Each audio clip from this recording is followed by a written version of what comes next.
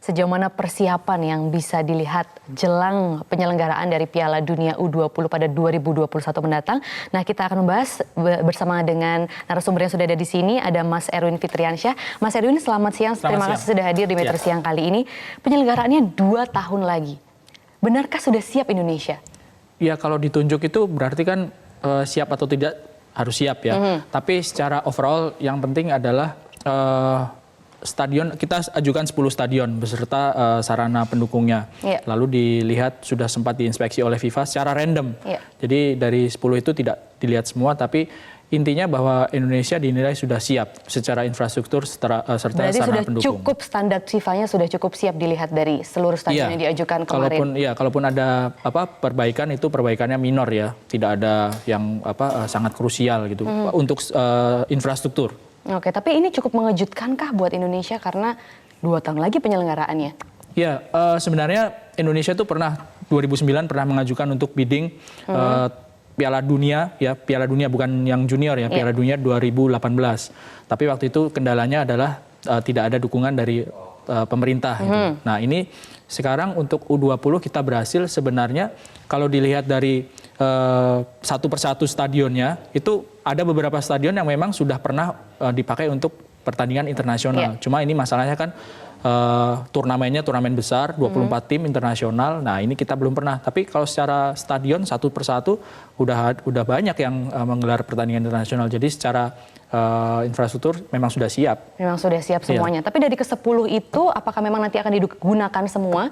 Dan mana yang kira-kira stadion mana yang masih harus diperbaiki? Dari 10 itu nggak dipakai semua. Karena memang mungkin 5 atau 6 stadion yang dipakai untuk 24 tim itu ya. Tapi kalau dilihat dari tempat mungkin yang di sekitar Jakarta ini yang sudah sangat berpengalaman ya untuk internasional, pernah dipakai untuk SEA Games, untuk GBK Asian Games ya, untuk Asian Games. Di Jakabaring juga sudah pernah ya, di Manahan juga sudah pernah. Kalau yang di Jakarta kan ada GBK, ada Wibawa Mukti sekitarnya ya, Patriot, ada Candrabaga, ini semuanya sudah standar internasional dan sudah pernah dipakai ya. Di Gianyar juga sudah ada, di Manahan, lalu ada di Mandala Krida di Jogja, itu mungkin yang belum pernah dipakai untuk pertandingan internasional sebanyak tim stadion lainnya. Oke, kalau yang di Bali kira-kira masuk prediksi juga nggak Mas Erwin? Kalau di Bali itu sebenarnya kan lapangannya bagus, lalu itu kan home base-nya Bali United ya. Iya, kan memang, juga untuk pariwisatanya sana memang sudah terkenal begitu. Iya, memang stadion itu kebetulan saya juga sudah pernah ke sana. Bagus, lapangannya bagus, infrastrukturnya juga bagus, atmosfer di stadionnya, supporternya juga bagus. Cuman mungkin kendalanya agak jauh ya dari Denpasar, dari airport terdekat. Tapi saya rasa nggak masalah karena memang kalau sudah dinyatakan oke, dan Gianyar, Stadion Kapten Wayan Dita ini salah satu yang diinspeksi oleh FIFA. Jadi FIFA sudah pernah datang ke situ.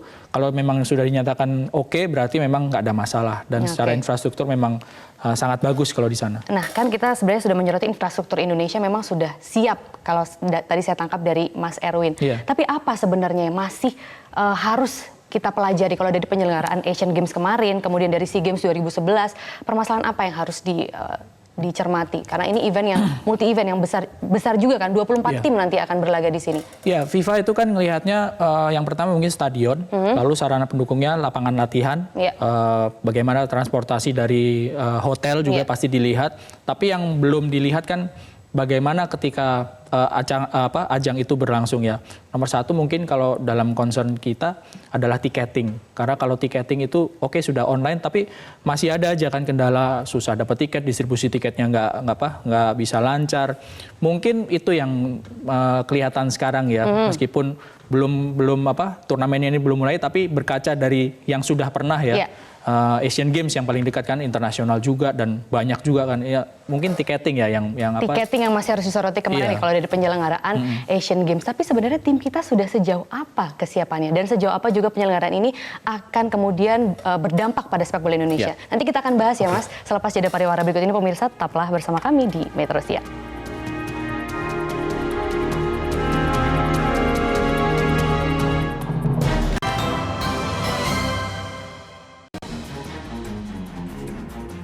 Kembali Kembali lagi di Metro Siang, kita masih membahas mengenai persiapan Indonesia jelang gelaran Piala Dunia U20 pada tahun 2021 mendatang. Dan saya masih bersama dengan Mas Erwin. Kita akan ngobrol mengenai bagaimana kesiapan tim. Tapi sebenarnya saya pengen tahu lebih lanjut bahwa kan kita kemarin sudah berhasil menyalakan Asian Games, itu multi-event. Harusnya lebih susah kan daripada Piala Dunia U20 ini, Mas. Bagaimana Anda melihatnya? Ya, sama-sama internasional, cuman memang agak beda karakternya ya. Kalau Asian Games kan cabangnya lebih banyak, atletnya lebih banyak, venue-nya juga pasti lebih banyak. Sementara kalau ini kan sepak bola aja, jadi hanya fokus di stadion sepak bola. Tapi memang tingkat kesulitannya mungkin agak mirip ya, karena ini internasional. Hanya saja memang yang diurusin lebih banyak kan Asian Games kemarin.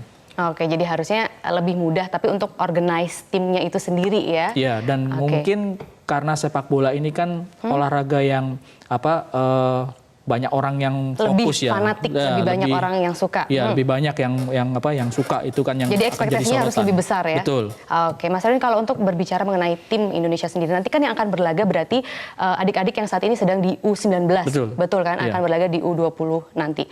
Nah, bagaimana persiapan tim U19 saat ini Anda melihatnya? Ya, kalau U19 ini yang sekarang pegang kan Coach Fahri Husaini ya.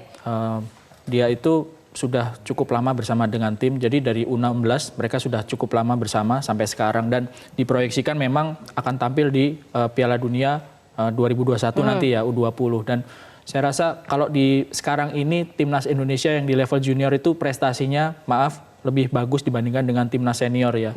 Di kancah regional juga mereka kan beberapa kali sempat juara di Piala AFF, meskipun hanya regional ASEAN saja ya. Tantangannya adalah bagaimana nanti ketika mereka tampil di U20 2021 bisa tampil dengan memuaskan ya. Mungkin untuk bersaing di level dunia masih agak sulit. Ini kesempatan sebetulnya karena kita belum pernah lolos dari babak kualifikasi untuk masuk ke Piala Dunia U20. Tahun 79 kita juga lolos tapi karena beberapa tim mundur sehingga Indonesia lolos dan hasilnya 3 kali main 3 kali kalah, kebobolan 16 gol, nggak pernah ngegolin ke gawang lawan. Jadi setidaknya dengan kepastian bahwa kita sudah mendapatkan tempat di Piala Dunia sebagai jatah tuan rumah, persiapannya juga harus lebih bagus. Kita punya modal karena timnas junior kita lebih bagus daripada timnas senior. Ya, setidaknya sekarang ini punya prestasi, punya harapan ya? Ya, punya harapan lebih bagus lah ya. Kalau dari sisi pelatih dan punggawa pemainnya kira-kira? Kalau pemain mungkin masih bisa keluar masuk karena kan masih lama dan usia mereka pemainnya mungkin masih ada yang belum terjaring, ada yang up and down kondisinya. Cuma dengan modal apa yang sudah dilakoni oleh pelatih dan pemain di beberapa tahun belakangan ini, kita punya modal. Bagaimana mempersiapkan tim untuk tampil di turnamen itu yang nggak mudah kan ya. Apalagi ini kan usia-usia anak-anak yang masih agak labil ya di usia U20. Jadi masih banyak sekali yang harus PR-nya justru di timnas Indonesia ini supaya tampil tidak memalukan sebagai tuan rumah kan. Oke, kalau begitu apakah grassroots-nya sudah berjalan? Belum juga sih. Belum ya. juga belum ya? juga karena PR untuk pembinaan usia dini ini masih menjadi PR yang menurut saya masih sangat besar ya bagi PSSI dan tentu harus didukung oleh pemerintah. Tapi sejauh mana ini akan berdampak pada perbaikan sepak bola Indonesia? Karena kita tahu sekarang Indonesia dilanda dengan isu-isu sepak bola yang sedang tidak sehat, Mas Erwin. Ya, kalau misalnya tim juniornya bagus harusnya kan bisa membangkitkan semangat. Masa juniornya bagus ketika di timnas senior mereka main di timnas senior jadi tidak bagus, ini kan menjadi PR. Harusnya bisa menjadi motivasi, harus bisa menjadi contoh. Jadi ini seperti angin segar begitu ya untuk sepak bola Indonesia juga. Bagaimanapun penunjukan ini di tengah ada sempat ada kasus pengaturan skor ya kan, pejabat pelaksana ketua umum tersangkut kasus hukum, PSSI ditinggal ketua umumnya yang menjadi gubernur. Tapi keputusan FIFA menunjuk Indonesia menjadi tuan rumah ini apapun harus diapresiasi dan kita tentu berharap bahwa keputusan ini diikuti dengan prestasi yang bagus dari timnas Indonesia yang tampil di U20 nanti dan diikuti dengan timnas senior yang terus terang prestasinya lagi jeblok ya belakangan ini. Nah, itu dia. Apa yang harus dipersiapkan, yang harus digodok oleh pelatihan untuk adik-adik U19 ini agar nantinya memang benar-benar bisa siap bermain di U20? Iya. Ya, kalau untuk main itu di turnamen mereka harus punya jam terbang, itu yang penting. Karena kalau hanya latihan saja, lalu jam terbang terutama dalam pertandingannya kurang, tentu akan jomplang ya.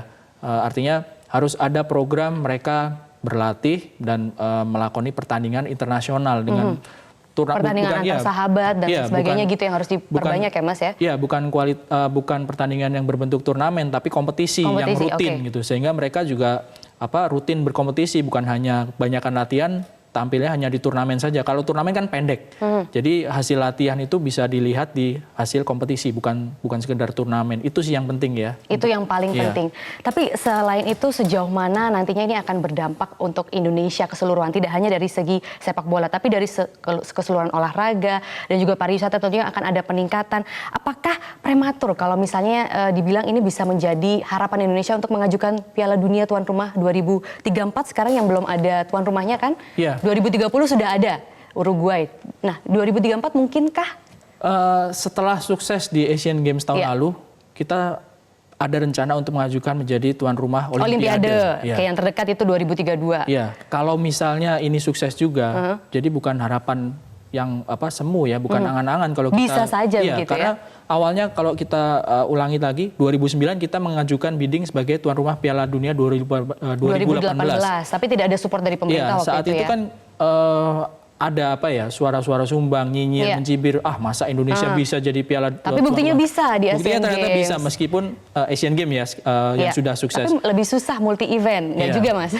Sekarang U20 ternyata kejadian meskipun bukan Piala Dunia senior, tetapi Piala Dunia U20 24 tim dan ini di bawah FIFA ternyata kita dikasih kepercayaan. Kalau misalnya sukses, bukan tidak mungkin kita bisa mengajukan menjadi tuan rumah Piala Dunia kan. Apalagi FIFA juga kan melihat perlu ada memberikan kepercayaan kepada negara-negara yang bukan itu-itu saja untuk jadi tuan rumah Piala Dunia. Jadi itu yang harus kita emban tanggung jawabnya ya. Nah, kemudian apa saja poin-poin penting yang harus digarisbawahi lagi supaya Indonesia nanti semakin terlihat di mata internasional bahwa memang bisa menyelenggarakan event nasional seperti ini dengan 24 tim? Harus sukses secara penyelenggaraan. Kalau bisa turnamen kalau bisa timnasnya juga tampil bagus, akan lebih cantik lagi kalau organisasinya juga bagus. Itu yang harus diperbaiki, organisasi yang bagus. Betul, karena sama ini kan yang jadi PR kan itu kan ya, organisasi PSSI ini ada aja gitu kasusnya. Dan itu tentunya menambah jelek di mata dunia, di mata FIFA ya Mas. Tapi masih bisa diperbaiki, masih ada harapan tentunya ya. Masih, mudah-mudahan. Oke, terima kasih. Tetap harus optimis ya. Tetap kita harus optimis. Terima kasih Mas Erwin Fitriansyah sudah hadir di Metro Siang kali ini.